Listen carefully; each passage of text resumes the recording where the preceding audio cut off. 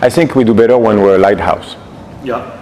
We don't go chasing ships to save. Right. We just stay where we are and shine a light, and hopefully people can see through the maze. Right. I think that's who we are. I think more than we're not the lifeguard, that goes and go look for the ships. We just state our position exactly where we are. Coast Guard, sorry, yeah. Coast Guards, and that go around, and I think we're a light tower where we just try to shine, a certain light on things, but we stay where we are.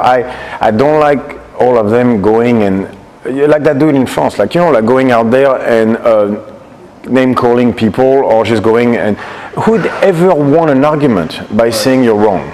Right. By starting an argument saying you're wrong, you suck, you this, I don't get that. Like, so I never go after people. I think we do better when we just state things, and just let's be a lighthouse. We just shine a light out there, and then people come to us. Yeah, we just try to guide them toward the light. If they don't want it, that's fine. Yeah. I think what's better. About the squat? Yeah, okay, so we need to define the squat. I think there's a major issue. So if you guys can hear, we had 3 aces, so we have the metro going by. Let's talk about the squat. It's stated as the best functional exercise out there. Okay, so we need to define a few things here. First of all, functional means mimicking life, right? Okay, so let me ask you this. What is a squat pattern in nature? Right?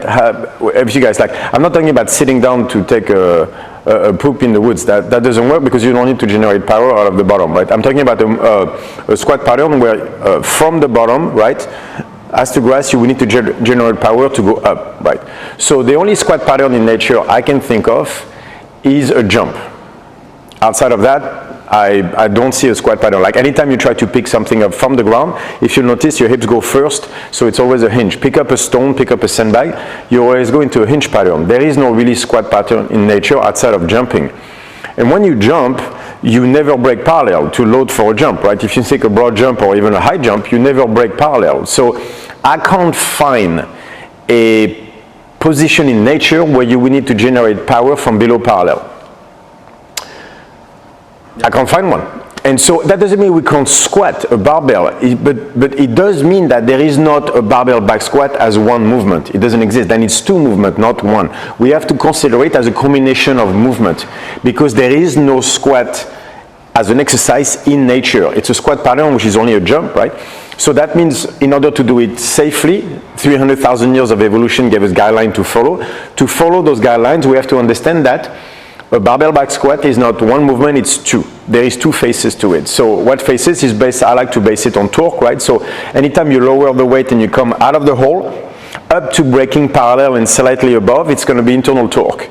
And then you're going to switch to that jump pattern, which is all external torque. So that means a back squat is 2 things. It's internal torque, switching to external torque. That's where the sticking point is.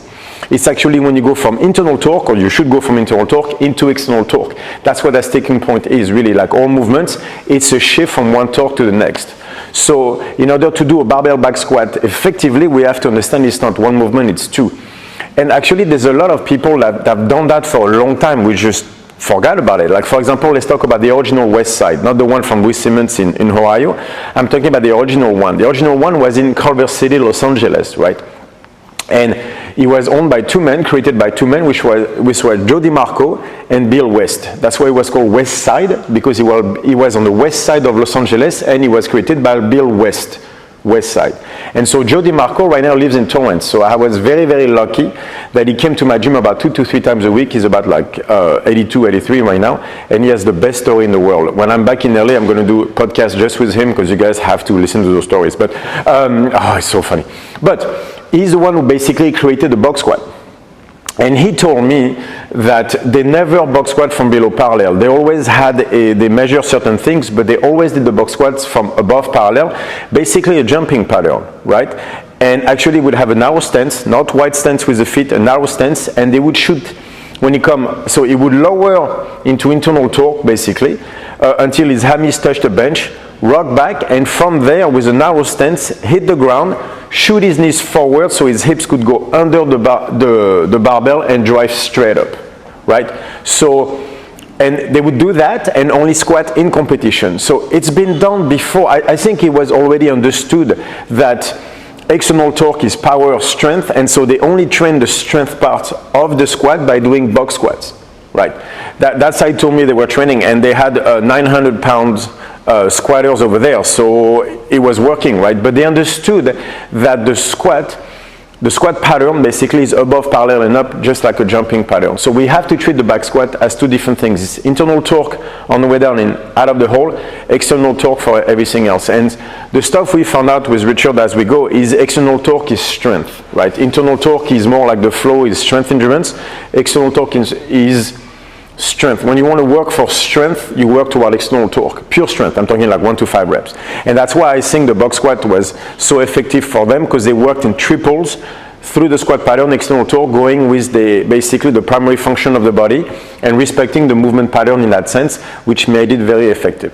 And so I think that's how we have to look at the squat. So we're going to decompose it, like we're going to do a template on how to rebuild the squat, build or rebuild the squat, and we're going to decompose it into internal torque and external torque. The skill part will be linking the two, but we're going to build internal torque on one side, build external torque on the other side. So the box squat is a very good exercise, but Anderson yoke squats are a great exercise as well. It's exactly the same idea as a box squat, just done differently. And when we put the two, I think we should get great results, just like, by the way, they had back then. So we're going to test it on Richard, put it together. Exactly. And then for his powerlifting competition, and then we'll put it together. But I think this is the way to deal with the squat in a healthy way, because I would follow the guidelines given to us by evolution, which I think is a far better way than to go with as one movement with knees out and creating external torque on the way down, which is wrong. Beautiful. Well said, Coach.